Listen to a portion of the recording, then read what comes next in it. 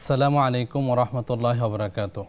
আলহামদুলিল্লাহিল্লাযী কাম্মালানা আল শারিআহ ওয়াসসালাতু ওয়াসসালামু আলা মান হাদারানা মিনাল বিদআহ ওয়া বাদ। 1448 হিজরির 25শে সফর রোজ রবিবার পরন্ত বিকেলে সবাইকে স্বাগত জানাচ্ছি আপনাদের প্রিয় চ্যানেল নেক্সাস টেলিভিশনের নিয়মিত আয়োজন বেকমেস বিস্কিটস নিবেদিত ইসলামের জীবন বিধানে। সঞ্চালনে আছে আমি জোবারার মাহমুদ। আজকের পর্বে অতিথির আসন অলঙ্কৃত করেছেন বিশিষ্ট ইসলামী চিন্তাবিদ, গবেষক, সম্মানিত খতিব, মসজিদ আত-তাকওয়া, বনানী, ঢাকা, শাইখ মাওলানা মুস্তাফা জামান হাফিজাহুল্লাহ। আসসালামু আলাইকুম ওয়া রাহমাতুল্লাহি ওয়া বারাকাতুহু। ওয়ালাইকুম আসসালাম ওয়া রাহমাতুল্লাহি ওয়া বারাকাতুহু। শেখ কেমন আছেন? আলহামদুলিল্লাহ, আশা করি আপনারা ভালো আছেন। আলহামদুলিল্লাহ, সবাই ভালো আছেন। নেক্সাস পরিবারের পক্ষ থেকে আপনাকে স্বাগত জানাচ্ছি। জাযাকুমুল্লাহু খাইরান। ওয়াইয়াক। প্রিয় দর্শক, আপনারাও সংযুক্ত হতে পারেন আমাদের সাথে স্ক্রিনে প্রদর্শিত নম্বরটিতে ফোন কলের মাধ্যমে। পাশাপাশি যুক্ত হন আমাদের সোশ্যাল মিডিয়ায় নেক্সাস টেলিভিশন ইসলামিক ফেসবুক পেজটি লাইক এবং ফলো করুন, সাবস্ক্রাইব করুন আমাদের YouTube channel Nexus television Islamic. প্রিয় দর্শক, আজকে আমরা কথা বলবো অত্যন্ত গুরুত্বপূর্ণ একটি বিষয় নিয়ে। ইসলামের জন্য দুইটি দূষণীয় বিষয়, একটি হলো শিরক, অন্যটি হলো বিদআত। বিদআতের মাধ্যমে রাসূলুল্লাহ সাল্লাল্লাহু আলাইহি সাল্লামকে অপমান করা হয় এবং ইসলামে নতুন আবিষ্কার করে এমনটা বলা হয় যেন মনে হয় ইসলামে কোনো একটা অপূর্ণাঙ্গতা আছে। অথচ রাসূলুল্লাহ সাল্লাল্লাহু আলাইহি সাল্লাম যখনই খুতবা দিতেন অথবা যে কোনো খুতবাতে তিনি সবসময় বিদআত সম্পর্কে মানবজাতিকে সচেতন করতেন। রাসূলুল্লাহ সাল্লাল্লাহু আলাইহি সাল্লাম বলতেন, আলা কুল্লু মুহদাসাতিন বিদআহ, কুল্লু বিদআতিন দালালাহ ওয়া কুল্লু দালালাতিন ফিন্নার। অর্থ হচ্ছে দিনের মধ্যে নব আবিষ্কৃত প্রত্যেকটি বিষয় যা দিনের নামে করা হয় তা হলো বিদআত, আর প্রত্যেকটি বিদআতে হলো গুমরাহি, আর গুমরাহির স্থান হলো জাহান্নাম। আল্লাহ সুবহানাহু ওয়া তাআলা আমাদের সামগ্রিক দিক থেকে শিরক এবং বিদআত থেকে বেঁচে থাকার তৌফিক দান করুন। প্রিয় দর্শক, কথা না বলে আমরা শাইখের কাছে চলে যাচ্ছি এই সম্পর্কে আরও আলোচনা শোনার জন্য। শাইখ, আজকের আলোচনা বিদআত নিয়ে, বিদআতের ভয়াবহতা, ইসলাম আসলে কি বলে। ধন্যবাদ। বিসমিল্লাহ ওয়াসসালাতু ওয়াসসালামু আলা রাসূলিল্লাহ ওয়া আলা আলিহি ওয়া সাহবিহি ওয়া মান ওয়ালা। বিষয়টা খুবই গুরুতর, দিন দিন এটা বাড়ছে। কী কারণে? জাহালাতের কারণে।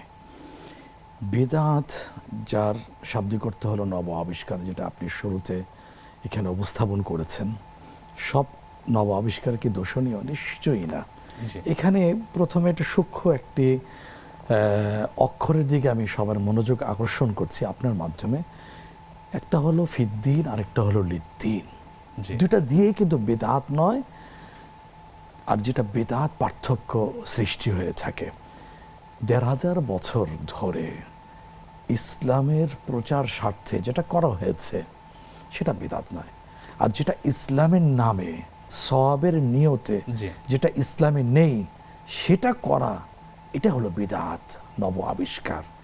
এটাকে আমরা হাদিস দিয়ে আরও স্পষ্ট করতে পারি। সেটা হলো আয়েশা সিদ্দিকা রাদিয়াল্লাহু তাআলা আনহা থেকে বর্ণিত। তিনি বলেছিলেন যে রাসূলুল্লাহ সাল্লাল্লাহু আলাইহি ওয়াসাল্লাম আমাদেরকে শুনিয়েছেন, জানিয়েছেন, মান আহদাথা ফি আমরিনা হাযা মা লাইসা মিনহু ফাহুয়া রাদ্দুন। এই যে আমাদের দিন, আমার নিয়ে আসা শরিয়া, এটার ভিতরে কেউ যদি সংযোজন করে যেটা আমি বলে যাইনি, রেখে যাইনি, তাহলে সেটা করে কোনো সওয়াব তো পাওয়াই যাবে না, সেটা প্রত্যাখ্যাত হবে। নাউযুবিল্লাহ। শুধু কি তাই?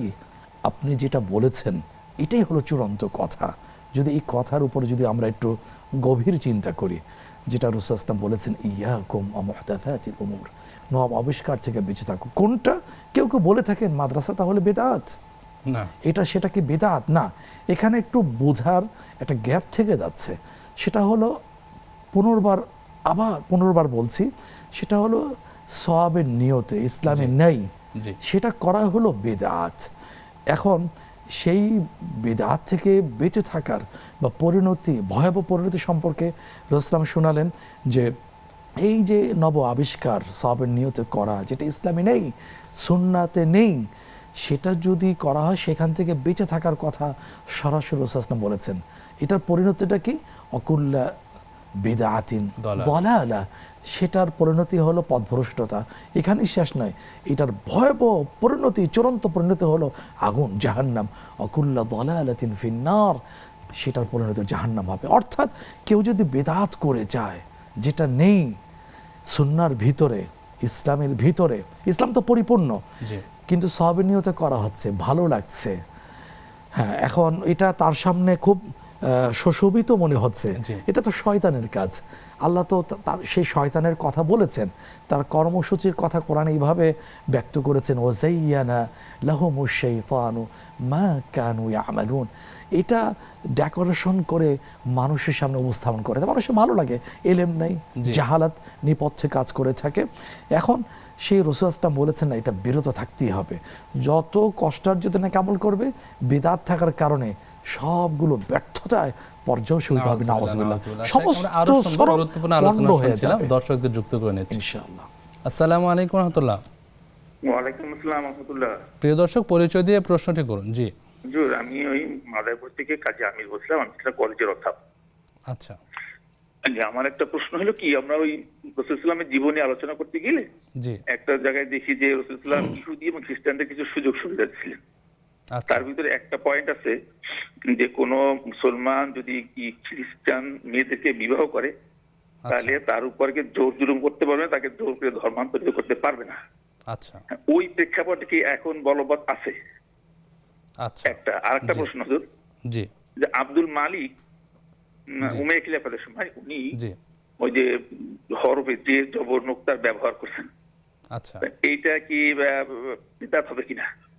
আবার বলবেন প্লিজ, আব্দুল মালিক কি করেছিলেন? আব্দুল মালিক জি। ওই যে আরবি বর্ণমালার উন্নতি করতে গিয়ে জি। ওই যে হরফ যে জবর পেশ জি। নোক্তার ব্যবহার করছেন, জি। জি। এটা আমরা ইতিহাসে পাই। এটা কি সঠিক কিনা বা এটা সঠিক বলছে আচ্ছা, কিনা? ঠিক আছে, আমরা বিষয়টা ইসলাম কিভাবে দেখে আমরা জানবো ইনশাআল্লাহ। ধন্যবাদ আপনাকে। আরেকজন দর্শক যুক্ত হয়েছেন। আসসালামু আলাইকুম রহমতুল্লাহ। আসসালামু আলাইকুম, কে বলছেন, কোথা থেকে বলছেন? জি,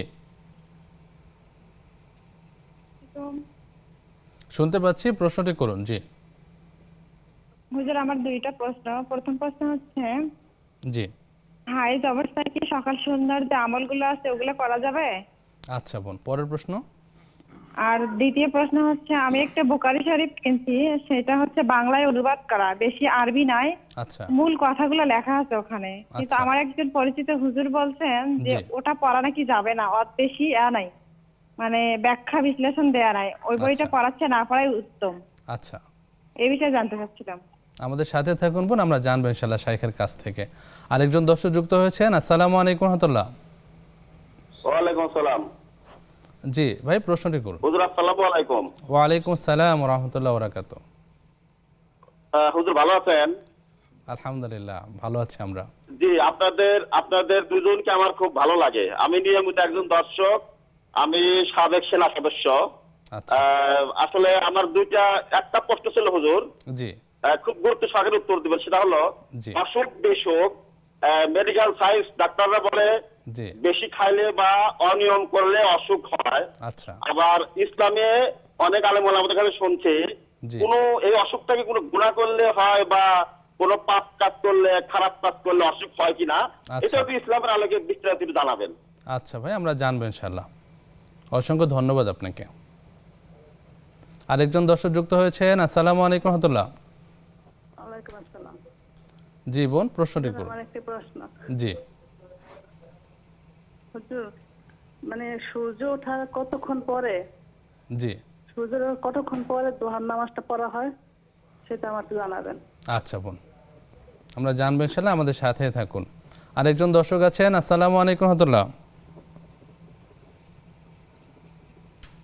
প্রিয় দর্শক, কে বলছেন, কোথা থেকে বলছেন? আসসালামু আলাইকুম। ওয়ালাইকুম আসসালাম ওয়া রাহমাতুল্লাহি ওয়া বারাকাতুহু। আমার দুটি প্রশ্ন আছে ভাইয়া। জি বোন, প্রশ্নটি করুন। জি। একটা প্রশ্ন হচ্ছে, প্রথমটা সূরা মাইদা, জি। আয়াত হচ্ছে ৯৮। আচ্ছা। যে আল্লাহ তোমাদের ধরবেন না, তোমাদের কসমের কাফারা সংক্রান্ত বিষয়। জি। জি, ওই যে প্রথমে যে আছে, আর জি। অযথা ধরবেন না, জি। অযথা মানে শপথের জন্য। আচ্ছা। আর তারপরে আছে তোমাদের পাকা শপথের জন্য পাকড়াও করবেন। আচ্ছা। এই যে তোমাদের, এখন আমার প্রশ্নটা হচ্ছে তোমরা মানে কারা, আর অযথা শপথ আর জি। পাকা শপথ, এটার মানে আয়াতের ওভারঅল আপনি ব্যাখ্যা বা তাফসীর জানতে চাচ্ছেন, আমরা জানবো ইনশাআল্লাহ। জি। অসংখ্য ধন্যবাদ আপনাদের। শাইখ, অনেকগুলো প্রশ্ন জমা হয়েছে। আমরা আলোচনা ছিলাম বিদআতের ভয়াবহতা সম্পর্কে, বলছিলেন যে বিদআত যারা করে তাদের কোনো আমলে আসলে কবুল হবে না। জি। আমি এখান থেকে একটু সংক্ষেপে শেষটা টানছি, ইতিটা টানছি, সেটা হলো এখানে দেখা যায় কেউ কেউ করবে হাদিসের বক্তব্য যে আলেম ছদ্মবেশী বা আলেম ধরলাম, তারা কি করবেন, ইয়তফিউনা সুন্নাহ, সুন্নাহকে তারা নিভিয়ে দিবেন, আর সুন্নাত যেখানে নাই সেখানে একটা বেদাত সৃষ্টি হয়ে থাকে। জি। ওই সুন্নাত তো মিটিয়ে দিবেন, আর কি কাজ করবেন, ওয়াহদিসুনা বিদআ তৈরি করবেন। সুন্নতের অনুপস্থিতি বিদআতের সৃষ্টি বা জি। উপস্থিতি। তারপরে আরেকটা তাদের পরিচয় থাকবে, ওয়ায়ুআখিরুনা সালাতা ফি আওকাতিহা।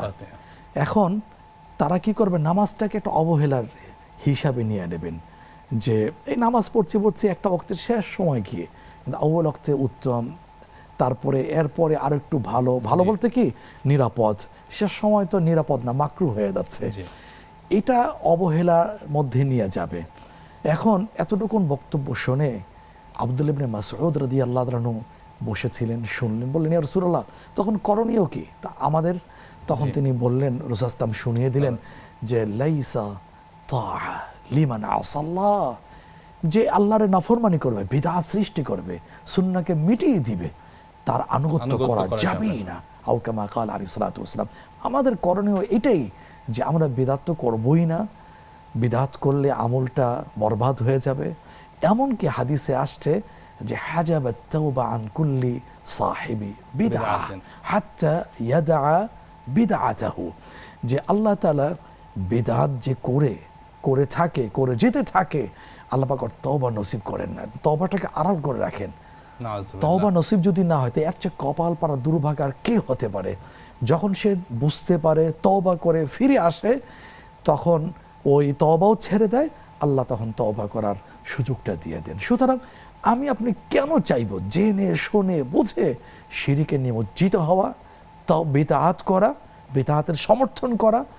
সুতরাং এখান থেকে ফিরে আসতে হবে আমল সুরক্ষার স্বার্থে, তওবা নসিব হওয়ার স্বার্থে, আখিরাত বরবাদ যাতে না হয়ে যায় সেই স্বার্থে।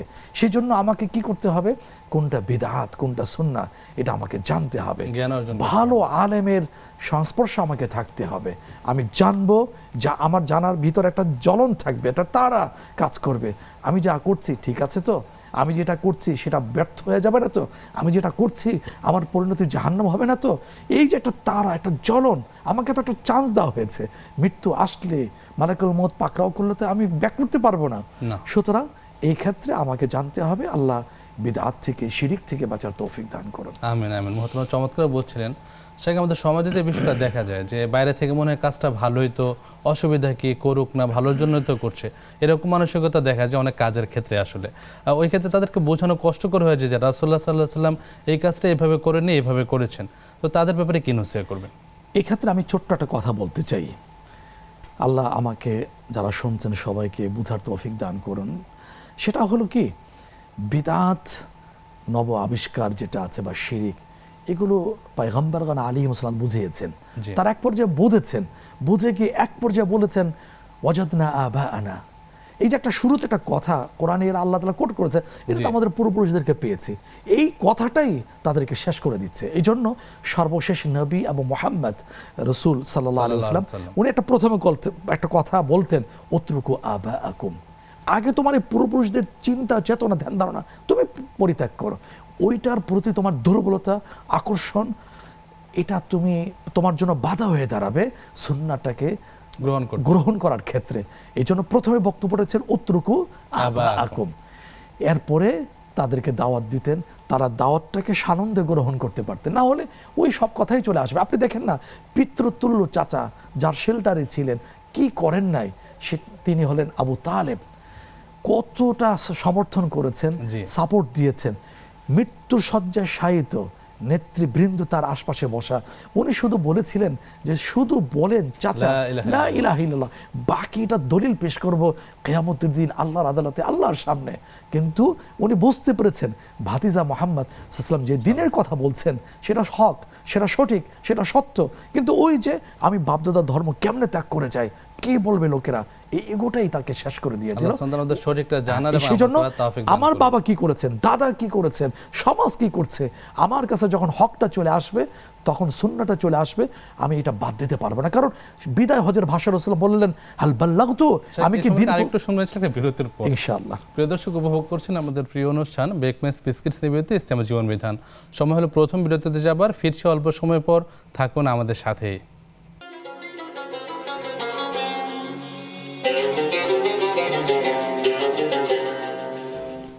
আসসালামু আলাইকুম ওরহমতুল্লাহ। প্রিয় দর্শক, বিরতির পর আবারও স্বাগত জানাচ্ছি আপনাদের প্রিয় অনুষ্ঠান বেকমেস বিস্কিটস নিবেদিত ইসলামী জীবন বিধানে।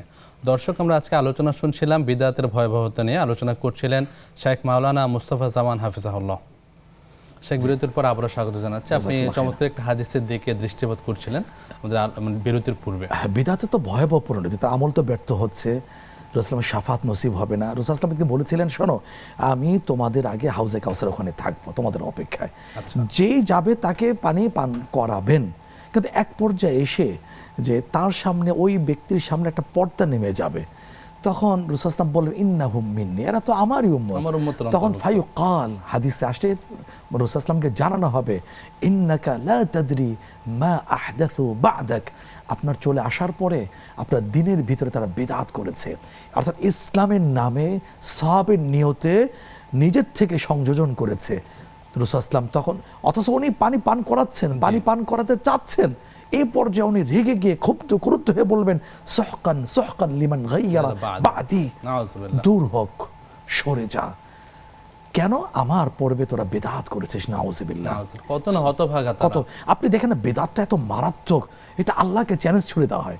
আল্লাহ হলেন ইন্নাল্লাহ আলা কুল্লি শাইইন কাদির জি। লা ইউজিজুহু শাই ওয়ালা আহাদ, আল্লাহকে থেকে পরাভূত করতে পারেন না, উনি সর্বশক্তিমান। জি। সেই আল্লাহকে চ্যালেঞ্জ ছুড়ে দেওয়া হয়, দ্বীনকে চ্যালেঞ্জ ছুড়ে দেওয়া হয়। কিভাবে করে?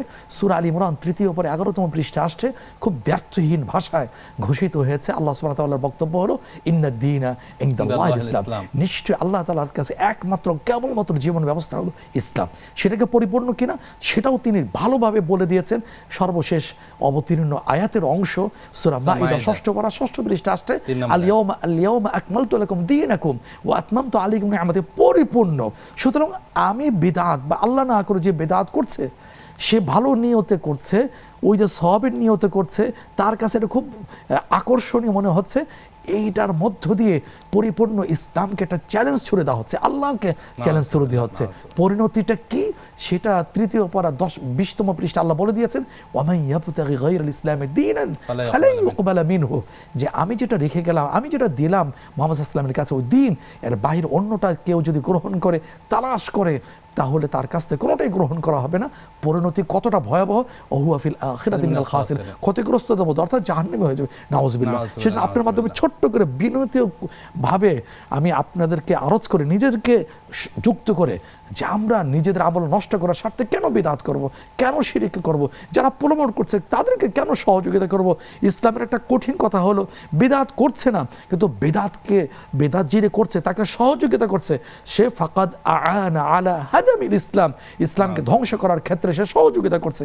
নাউযুবিল্লাহ। সুতরাং আসুন না আমরা শিরক যেটা বর্জন করি, যেটা বিদআত জেনে সেটাও বর্জন করি। ইমান যেন ঠিক থাকে, আমল যেন বাতিল না হয়ে যায়, হাউজে কাউসারের পান থেকে যেন মাহরুম না হয়ে যায়। আল্লাহ তাআলা এই সহিবুষ্টুকু আমাকে আপনাকে আমাদেরকে দান করুন। আমিন। বারাকাল্লাহ ফিক। জাযাকাল্লাহু খাইরান। চমৎকার আলোচনা করলেন। আমরা দর্শকদের আরো কিছু প্রশ্ন নিয়ে নিই ইনশাআল্লাহ। আসসালামু আলাইকুম ওয়া রাহমাতুল্লাহ।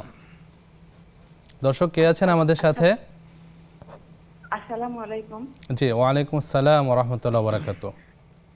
বোন, প্রশ্নটি করুন। আমি প্রশ্ন করতে চাচ্ছি যে ওই আমি যে নামাজ পড়ি, জি। সিজদাতে মানে রুকুর সময় আমি সিজদার দিকে বেশি তাকাই, আচ্ছা। বেশিরভাগ সিজদার দিকে তাকাই। আর হিজলুম মুসলিম বইটাকে আমি সবসময় ফলো করি, জি। সকাল সন্ধ্যার এটা। জি।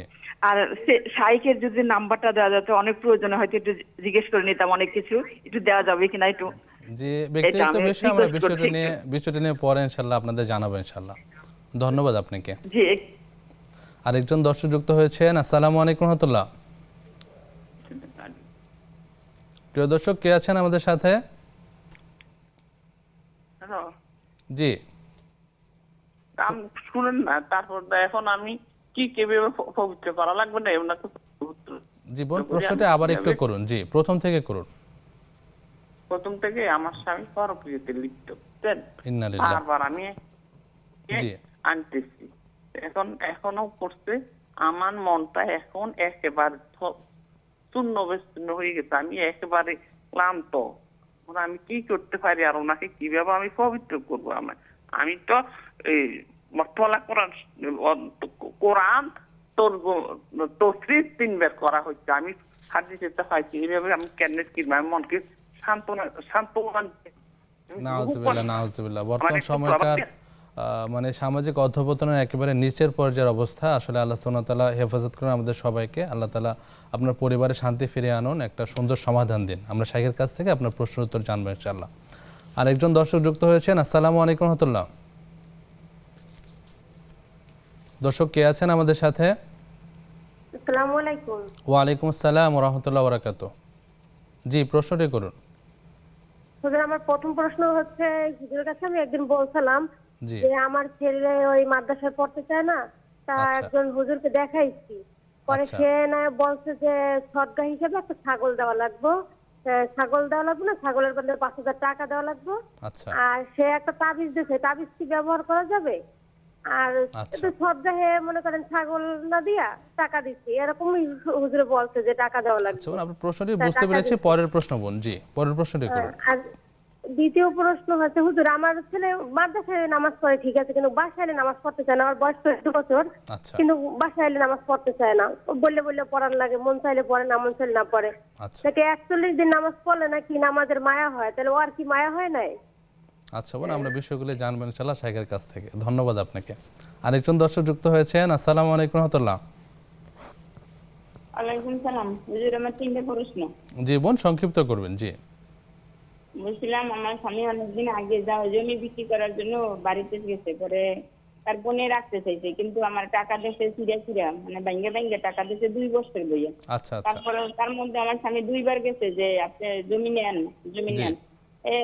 এই পরে নেব, কিন্তু টাকা দিয়ে আটকায় রাখছে। পরে আমার স্বামী 2 মাস বাড়ি থেকে ওদের কাছে ঘুরছে যে জমি নেও, নেয় জি নাই। জি পরে আমার স্বামী অন্য জায়গায় বিক্রি করছে, তো কি আমার স্বামীর গুনাহ হবে? আচ্ছা আর একটা পরের প্রশ্ন। পরের প্রশ্ন হচ্ছে, হুজুর আমি যে নামাজে দাঁড়াই যখন জি সিজদায় গেলে মনে হয় কি যে আমি রুকুতে যাই নাই, এরকম একটা মনের মধ্যে আচ্ছা। সন্দেহ হয়। এর জন্য আমি কি করতে পারি? খুবই গুরুত্বপূর্ণ প্রশ্ন, আমরা জানবো ইনশাআল্লাহ। পরের প্রশ্ন বোন। পরের প্রশ্ন হচ্ছে, জি অসংখ্য ধন্যবাদ আপনাকে। শাইখ অনেক প্রশ্ন জমা হলো, আমরা শুরু করি প্রশ্ন উত্তর। বিসমিল্লাহ। আমাদের আয়োজনের সৌন্দর্য। জি জি আলহামদুলিল্লাহ। আমাদের এক ভাই জানতে চেয়েছেন যে উনি পড়েছেন ইসলামের ইতিহাসে সিরাতে যে কোনো মুসলিম যদি আহলে কিতাবকে বিয়ে করে, ওই ক্ষেত্রে আহলে কিতাবকে ইসলাম গ্রহণের জন্য জোর জবরদস্তি করা যাবে না, বিষয়টি কি? হ্যাঁ, এখানে একটা বক্তব্য হলো কি, ইসলাম সমর্থিত বক্তব্য, আল ইসলাম ইয়ালু ওয়ালা ইউলা, জি। ইসলাম উপরে থাকবে, নিচে থাকবে না। ওয়া কালিমাতুল্লাহি আল উলিয়া। এই কথাগুলোর সামারি হচ্ছে মুসলিম অর্থাৎ পাত্র মুসলিম হওয়া লাগবে, জি।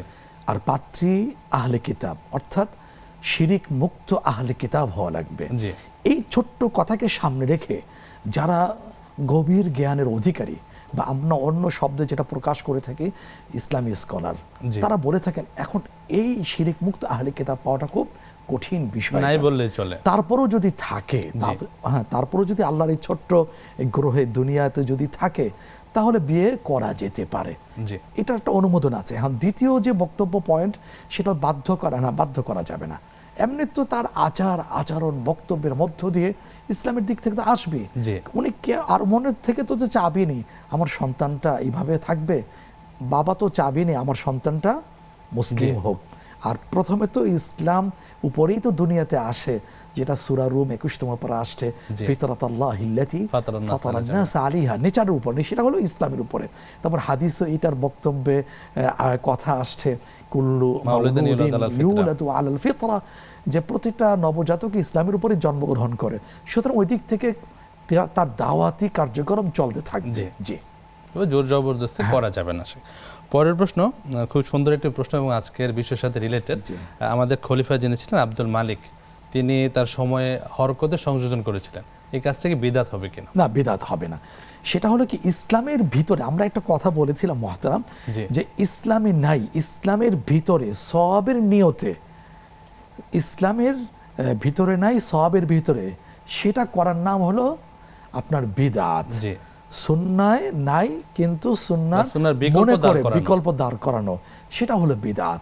কিন্তু ইসলামকে প্রচারের স্বার্থে জি। কোনো উপায়, কোনো মাধ্যম, সেটা কিন্তু বিদআত না, জি। সেটা হলো দিনের স্বার্থ করা হয়।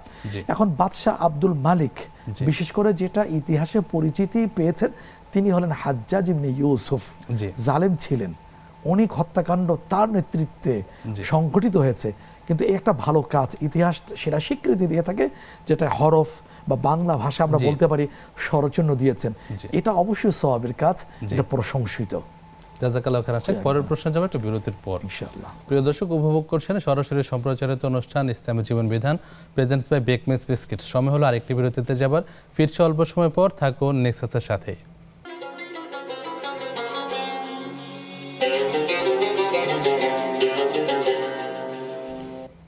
আসসালামু আলাইকুম রহমতুল্লাহ। বিরতির পর আবারও স্বাগত জানাচ্ছি আপনাদের প্রিয় অনুষ্ঠান ইসলামী জীবন বিধানে।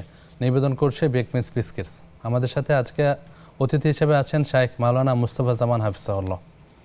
শাইখ, বিরতির পর আবারও স্বাগত জানাচ্ছি। আমরা পরের প্রশ্নে যাচ্ছি। আমাদের একজন জানতে চেয়েছিলেন যে হায়েজ অবস্থায় সকাল সন্ধ্যা জিকির আজকার বা অন্যান্য জিকির আজকার করা যাবে কি? হ্যাঁ, যাবে, নিষেধ নেই। আচ্ছা শাইখ, কি কি কাজ করা যাবে না যদি সাথে প্রাসঙ্গিক নামাজ, বলতেন? যদি হজে গিয়ে থাকেন, তওয়াফে জিয়ারত, এগুলো করা যায় না। জাযাকাল্লাহ কিন্তু খাইর। জিকির আজকার, ওযু থাকা না থাকা, শুয়ে বসে, সেটা আল্লাহ তো বলে দিয়েছে জি। সূরা আল ইমরান ৪th পারা 14তম পৃষ্ঠা, জি। কিয়ামান ওয়া ইয়াযকুরুনাল্লাহ কিয়ামান কিয়ামান ওয়া কুউদান ওয়া ওয়া আলা কুউদান ওয়া আলা জুনুবি, এটা সর্ব অবস্থায় করা যায়। এইটাই একটা ব্যতিক্রম ধর্মী ইবাদত, যেটা সংখ্যা নির্দিষ্ট নেই, সময় নির্দিষ্ট নেই, ওযু শর্ত নেই, সেটা হলো জিকির। সবচেয়ে সহজতর ইবাদত। আর এটা আল্লাহ সুন্দরভাবে আমাদেরকে সরাসরি আদেশ করছেন সূরা আহজাব 22তম পারা 2য় পৃষ্ঠার শেষে, ইয়া আইয়ুহাল্লাযীনা আমানু যিকরান কাসীরা। আবার হাদিসে আসছে জিকির দ্বারা যেন রতাবা, তোমার জিহ্বা যেন সতেজ থাকে। মানে থাকে, আর্দ্র থাকে। সুবহানাল্লাহ। জাযাকাল্লাহ খান শেখ।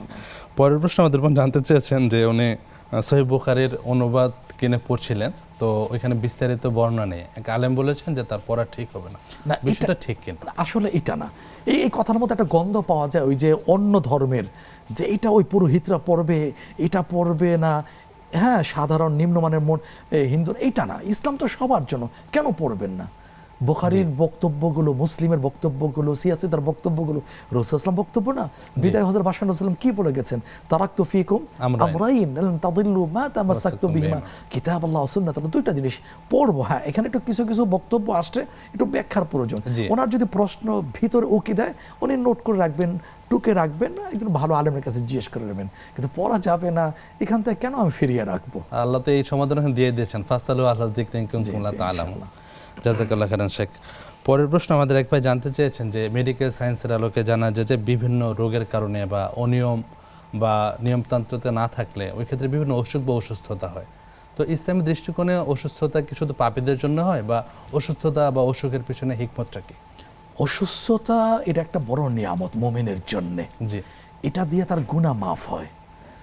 এক পর্যায়ে বার্ধক্যে রাসূল ইসলামের সুসংবাদমূলক হাদিস, যে অসুস্থতা বার্ধক্যের কারণে উনি যৌবনকালে ইবাদতগুলো সুন্দরভাবে নিয়মিত আদায় করতে পারছেন না, তখন সংশ্লিষ্ট ফেরেশতা আল্লাহকে বলেন, কি লিখবো? মাযা আকতুব, আমি লিখবো কি?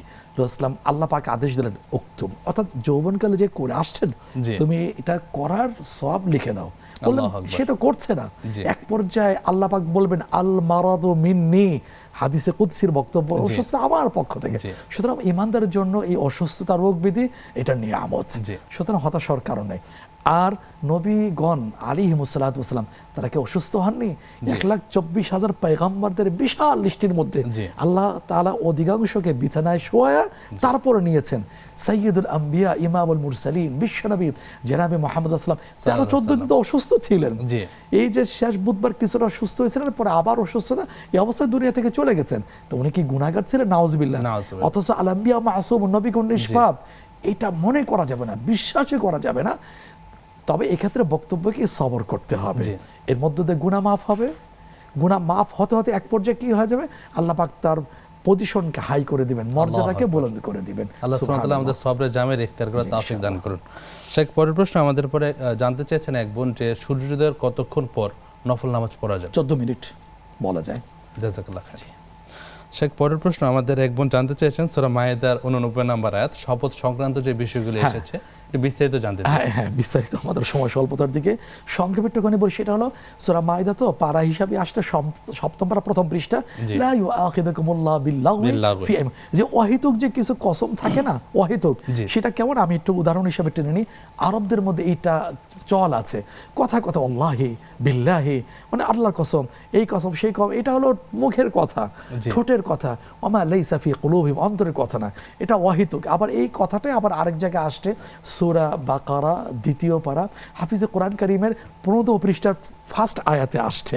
এগুলোকে আল্লাহ পাক ধরবে না, কিন্তু যেই ব্যাপারে খুব তাকিদ দিয়ে জোরালো ভাষায় বলা হয় এটা আমি করবই, না করলে এই সমস্যা, সেটা হলো কসমের পর্যায়ে চলে আসে।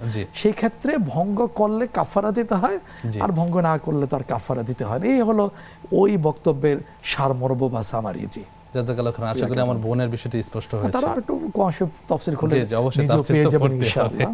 শেখ, পরের প্রশ্ন আমাদের বোন জানতে চেয়েছেন নামাজে রুকু অবস্থায় সাজদার স্থানের দিকে তাকিয়ে থাকলে অসুবিধা আছে কিনা? না, এই ব্যাপারে হাদিসের নির্দেশনা আসছে। এমন একটা বক্তব্য আমাদের সমাজে চালু আছে, বৃদ্ধ আঙ্গুলের দিকে তাকাবেন, কিন্তু একটা হাদিস আসছে একবার সরাসরি স্পষ্ট নির্দেশনা এখানে আছে, সেটা হলো ইজআল বাসারাকা হাইথু তাসজুদ, তোমার দৃষ্টি থাকবে যেখানে তোমার সিজদা, সেই সিজদার জায়গায় তোমার দৃষ্টি থাকবে।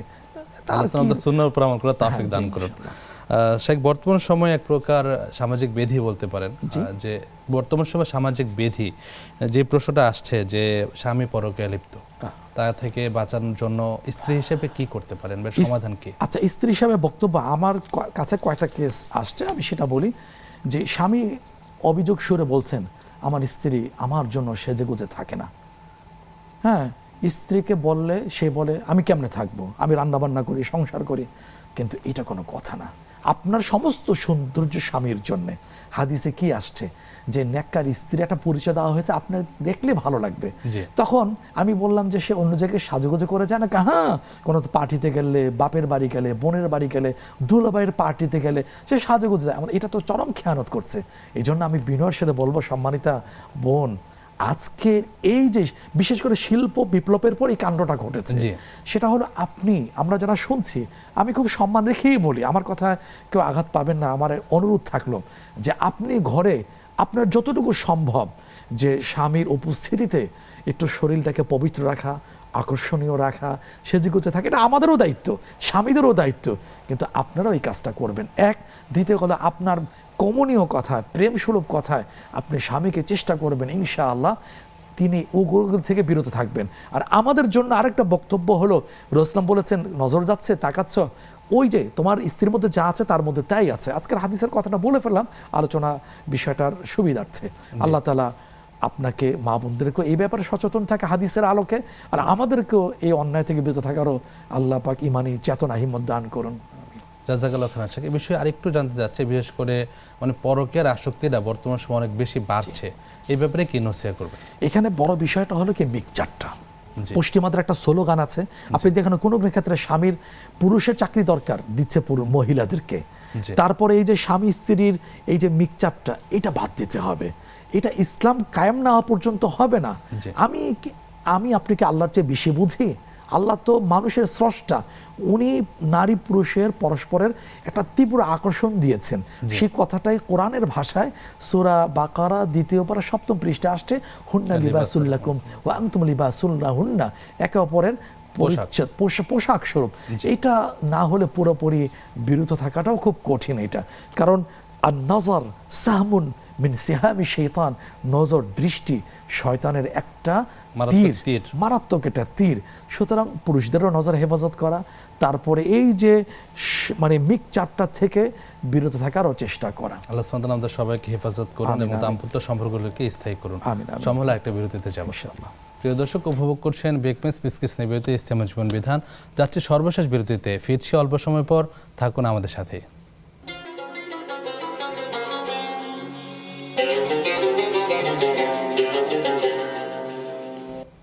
আসসালামু আলাইকুম রহমতুল্লাহ। প্রিয় দর্শক, সর্বশেষ বিরতির পর আবারও স্বাগত জানাচ্ছি আপনাদের প্রিয় অনুষ্ঠান বেকমেস বিস্কিটস নিবিয়তে ইসলামের জীবন বিধানে। আজকের পর্বে অতিথি হিসেবে আছেন শাইখ মাওলানা মুস্তাফা জামান হাফিজাহুল্লাহ।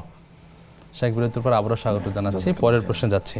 আমাদের একজন জানতে চেয়েছিলেন যে ওনার ছেলে মাদ্রাসায় পড়তে চায় না, তো এর সমাধান হিসাবে একজন আলেম বলেছেন যে ছাগল দাও অথবা 5,000 টাকা দাও। এটা বলেছিলেন, আসলে আমি ওই সময় বলার চেষ্টা করেছিলাম, সম্ভবত আমার কাছে প্রশ্নটা আসছিল যে এটা জরুরি না, যেহেতু এটা কাফারা না, জি, এটা মান্নত না, নজর না, যেটা আপনি এমনি সাদাকা হিসাবে দান করে দেবেন, আল্লাহ আমার সন্তানকে মনটা বসিয়ে দাও, ইসলামের দিকে ফিরিয়ে দাও, তোমার দিনের দায়ী মুবাল্লিক হিসাবে কবুল করে নাও, এটা আপনি করতে পারেন। কিন্তু ওইটা বলেছেন বাস্তবায়ন করা আপনার জন্য জরুরি না, অবধারিত না। জাযাকাল্লাহ খাইরান। শেখ, দর্শক আছেন আমাদের সাথে। আসসালামু আলাইকুম রহমতুল্লাহ। ওয়ালাইকুম আসসালাম ভাই, আমি সুচিতা বেগম বলছিলাম। জি বোন, প্রশ্নটি করুন। ভাই আমার দুইটা প্রশ্ন। আপনাদের অনুষ্ঠান দেখি আমি দরুদ ইব্রাহিম পড়ে আর কি, ওইটা কি ঠিক আছে? জি যে আর একটা প্রশ্ন, আমি সকালে ইয়াসিন সূরা রহমানও করি, দুপুরে কোরআন তেলাওয়াত করি, রাতে আচ্ছা। মুলুক করি, ওটা কি আমার হাদিস মতো ঠিক আছে ভাইয়া? আচ্ছা, প্রথম প্রশ্নটি একটু আবার করবেন। এই যে আপনাদের অনুষ্ঠান দেখি আমি জি। দরুদ ইব্রাহিম পড়ি, জি জি, ওটা কি ঠিক আছে? মানে আমাদের অনুষ্ঠান দেখে কি করেন? দেখতে দেখতে দরুদ দরুদ ইব্রাহিম পড়েন। পড়ি। ভালো কাজ, অবশ্যই করতে জি, পারবেন। জি, জি। ধন্যবাদ, আমরা জানবো ইনশাআল্লাহ। ধন্যবাদ আপনাকে। আরেকজন দর্শক আছেন। আসসালামু আলাইকুম রহমতুল্লাহ। ওয়ালাইকুম আসসালাম। আসসালামু আলাইকুম। ওয়ালাইকুম আসসালাম ওয়া রাহমাতুল্লাহি ওয়া বারাকাতুহু। জি বোন, প্রশ্নটি করুন। হুজুর, আমার 3টা প্রশ্ন। আচ্ছা, সংক্ষেপ করবেন। কালকে আগামীকাল আমি সন্ধ্যায় কোরআন তেলাওয়াত করার পরে কোরআনটা আমি আলমারির উপরে রাখছি, আচ্ছা অনেক উঁচুতে রাখছি, আলমারির উপরে ভালোভাবে রাখছি, জি কিন্তু আধা ঘন্টা 1 ঘন্টা পরে কোরআন শরীফটা ওখান থেকে পড়ে যায়। আচ্ছা তো এতে আমি অনেক কষ্ট পাইছি।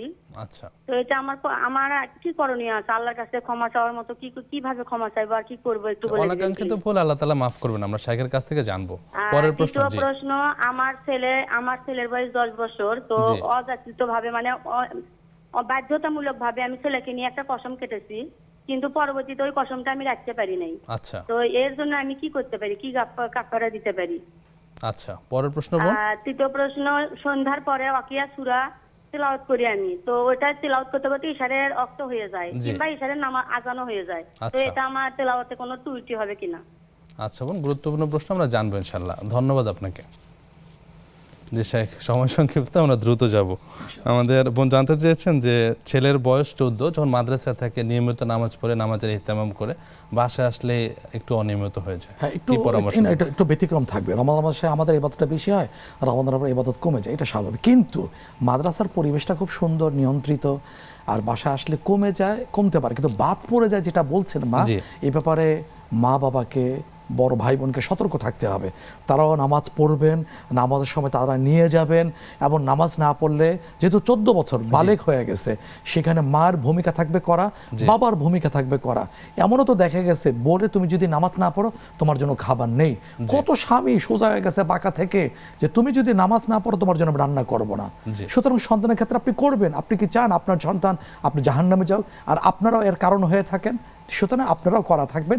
ঘরটাকে দিনই পরিবেশ করা, বেনামাজি কেউ থাকবে না, বেনামাজের কোনো প্রশ্রয় নাই। সুতরাং সবাইকে শক্ত হতে হবে, সন্তান এমনি সোজা হয়ে যাবে ইনশাআল্লাহ ইনশাআল্লাহ। শেখ, পরের প্রশ্ন, আমাদের এক বোন জানতে চেয়েছেন যে স্বামী তার জমি বিক্রি সংক্রান্ত বোনকে দিতে চেয়েছেন, বোন কিছু পরিমাণ টাকা দিয়ে আটকে রেখেছে, মানে পুরোপুরিভাবে জমি পুরোপুরিভাবে নিচ্ছেও না আবার ছাড়ছেও না, এক্ষেত্রে অন্যত্র জমিটি বিক্রি করা হয়েছে, তো গুনাহ হবে কিনা?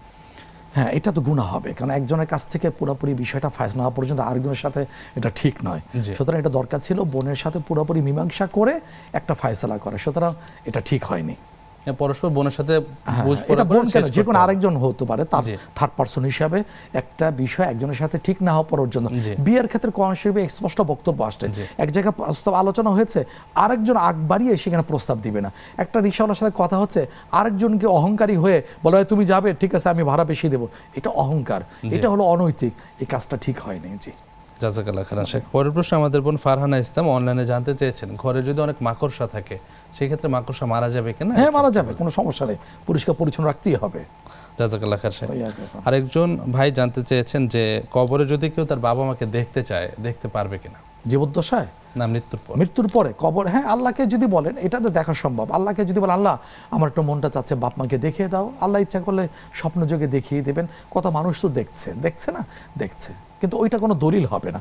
এটা কেউ কেউ ব্যাখ্যা করে থাকেন, হয়তো সম্মানিতা বোনের সুপ্ত প্রশ্ন থাকতে পারে মনের ভিতরে, সেটা হলো যে বাপ মাকে যদি ভালো অবস্থায় দেখেন তো বুঝে নেওয়া আলমে বারজাখে ভালো অবস্থায় আছেন। আর যদি বিষণ্ণ বিধ্বস্ত ধুলোমলিন চেহারায় দেখে থাকেন তাহলে অনেকেরা বক্তব্য দিয়ে থাকেন, ওই স্বপ্নের কিছুটা ব্যাখ্যা এভাবে করে থাকেন যে তার জন্য আরও বেশি সালে সার ব্যবস্থা করা, মাগফিরাতের ব্যবস্থা করা, দান সাদকার ব্যবস্থা করা। জি, জাযাকাল্লাহ খাইরান। শেখ, পরের প্রশ্ন আমাদের বোন জানতে চেয়েছেন যে আমাদের অনুষ্ঠান চলাকালীন সময় যদি দরুদ বর্ণনা জিকির আজকার করতে চান পারবেন কিনা? হ্যাঁ, করা যাবে। জাযাকাল্লাহ খাইরান।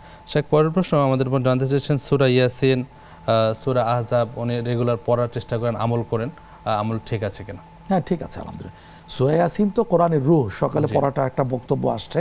আর সূরা আহজাব তো কোরআন শরীফের অংশ, যে কোনো সময় পড়া যায়। আর কোরআন শরীফ তো আসছে ইয়াতলুনা আনা আল-লাইলি ওয়া আনা আন-নাহার, দিনে রাতে যে কোনো সময় পড়তে পারে। তবে এর মধ্যে কিছু কিছু সূরার কথা আসছে, সূরার অংশ বিশেষ সময়ের সাথে ফজিলতের কথা আসছে, সেগুলো ওই সময়টা পড়লে ওই ফজিলতটা পাওয়া যাবে। ওইটা সুন্নাহ থেকে আমাদের জেনে নিতে হবে ইনশাআল্লাহ। শেখ, পরের প্রশ্ন আমাদের বোন জানতে চেয়েছেন যে সন্ধ্যায় যদি কিছু সূরা পড়া হয় এক্ষেত্রে কোন কোন সূরা পড়া উচিত? অনেকে সূরা ওয়াকিয়ার আমল করে থাকেন আর সূরা মুলক পড়ে থাকেন। হ্যাঁ, সূরা মুলকটা একদম সহি হাদিস দ্বারা সুপ্রমাণিত, এটা পড়তে হবে, অনেক বড় ফজিলত। মানিআতুম মিনান নার, যেটা হাদিসে আসছে, ওইটা পাঠক পাঠিকাকে জাহান্নাম থেকে যাওয়ার জন্য বাধা হয়ে দাঁড়াবে। সুবহানাল্লাহ, এটা পড়ে যাওয়া। এবং সূরা ওয়াকিয়ার ব্যাপারে সনদের দিক থেকে দুর্বলতা আছে, অনেক ইসলামিক স্কলারদের বক্তব্য হলো ফজিলতের ক্ষেত্রে এটা গ্রহণ করা যেতে পারে।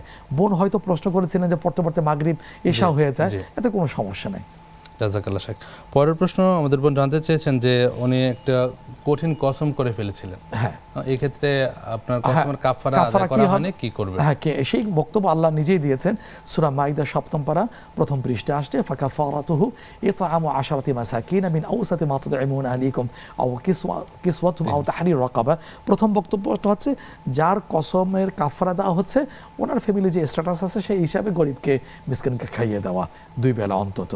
আর যদি খাওয়াতে না পারেন তাহলে ওই খাবারটা বর্তমান বাজার দরে কত হবে, একটা খাবারের 2টা খাবারের টাকা দিয়ে দিলেই কাফারা আদায় হয়ে যাবে 10 জন। জাযাকাল্লাহ খাইর শেখ। আরেকজন বোন জানতে চেয়েছেন যে নামাজের মধ্যে অনেক ওয়াসওয়াসা আসে, যে সাজদা করার সময় মনে হয় যে রুকু করলাম কিনা বা সূরা পড়া ভুলে গিয়েছি কিনা, ওই ক্ষেত্রে করুন। এই ক্ষেত্রে মূলনীতিটা হচ্ছে যেই ক্ষেত্রে মনটা বেশি প্রবল হবে, আমি রুকু করেছি কেউ করি নেই, যদি মনটা বেশি প্রবল হয়ে থাকে এই ধারণায় আমি রুকু করেছি আলহামদুলিল্লাহ আর কিছু লাগবে না, আর যদি না রুকু করেছে সন্দেহ জাগে তাহলে রুকুটা করে নাও। আর কীভাবে করবেন? সিজদায় চলে গেছেন, ব্যাক করতে হবে, নাহলে তো আমাদের সমস্যা হয়ে যাবে। সেক্ষেত্রে এই সমস্ত ক্ষেত্রে আরেকটা সুন্নাহ আছে যেটা আমাদের সমাজে পালিত হয় না, নামাজের ভিতরে যে খিলজাব নামক শয়তান ধোকা দেয় ওয়াসওয়াসা দেয়, এই ক্ষেত্রে বাম দিকে প্রত্যেকে থুতু ফেলা, এটা তাকে দূর করার জন্য। হ্যাঁ, আর উযুটা ভালো করে নেওয়া এবং নামাজের ভিতরে খুশু নামাজের যে প্রাণ এগুলো বজায় রেখে নামাজ পড়ার চেষ্টা করা, আরেকটা মনোভাবটা নিয়ে নামাজ পড়ার চেষ্টা করা, এটা আমাদের সবার জন্য। যেটা রাসূল সাল্লাল্লাহু আলাইহি ওয়াসাল্লাম বলেছেন সাল্লি সালাতা মুআদ্দিন, তুমি এইভাবে নামাজ পড়ো যে এটাই তোমার জীবনের শেষ নামাজ। যাকে জানিয়ে দাও যে আজকে 12টা এত মিনিট তাকে ফাঁসিতে ঝুলানো হবে, মৃত্যুদণ্ড কার্যকর হবে, তার শেষ সময় চাওয়া 2 রাকাত নামাজটা কিভাবে নামাজ হবে। সারা জীবনের সমস্ত নামাজের মান এক পাল্লা রাখলে ওই 2 রাকাতের মানটা আরো বেশি হয়ে যাবে। সুতরাং এটা আমার আপনার সবার জন্য এই নবীজির এই নসিহা, সুতরাং ওইভাবে নামাজ পড়ার চেষ্টা করা। আল্লাহ সুবহানাহু ওয়া তাআলা সবাইকে তৌফিক দান করুন, আমিন। শেখ, আজকে শেষ প্রশ্ন, অনেকেই দেখা যায় যে চায়ের স্টলে বা অন্যান্য দুনিয়াবি খোঁজখবর নিয়ে সব ব্যস্ত থাকে, রাজনীতির খবর নিয়ে ব্যস্ত থাকে, কিন্তু নিজের অবস্থা বা নিজের আত্ম উন্নয়নের কোনো খবর নেই। এই ব্যাপারে তাদের কি নসিহত? আসলে এইগুলো দিয়ে অনেক গীপত হয়। আমি যে অমুক নেতা বা নেত্রীর সমালোচনা করছি, লাভ কি, ফায়দা কি? সে শুনছে, উচিত তো হলো তার সামনে পৌঁছে দেওয়া, অথবা পৌঁছানোর কোনো মাধ্যম থাকলে সেই মাধ্যমটা গ্রহণ করা, কিন্তু এছাড়া তো গীপত ছাড়া তো আর কিছুই হচ্ছে না। আর ওই যে একটা কথা আছে বাংলায় বলে যে চাষা আপন যান বাসা, অর্থাৎ ওই যে একটা বাংলা বলে না, নিজের চরকায় তেল দেওয়া, কথাটা শুনতে কেমন শোনা যায়, কিন্তু আসলে এইটাই হওয়া উচিত। আমাকে জিজ্ঞেস করা হবে আন হায়াতিহি ফিমা আফনা, ও বান্দা ও বান্দি বলো তোমার নিজের জীবনটা কিভাবে ব্যয় করেছে, ওয়ান শাবাবি ফিমা আবলা, এই যে জীবনের যে মাখন ক্রিম সময়টা যৌবনকালটা কিভাবে ব্যয় করেছো। অর্থনীতি সম্পর্কে 2টা প্রশ্ন করা হবে, মিন আইন ইকতাসাবাহু ওয়া ফিমা আনফাকাহু, কোন পথে আয় করেছো, কোন পথে ব্যয় করেছো।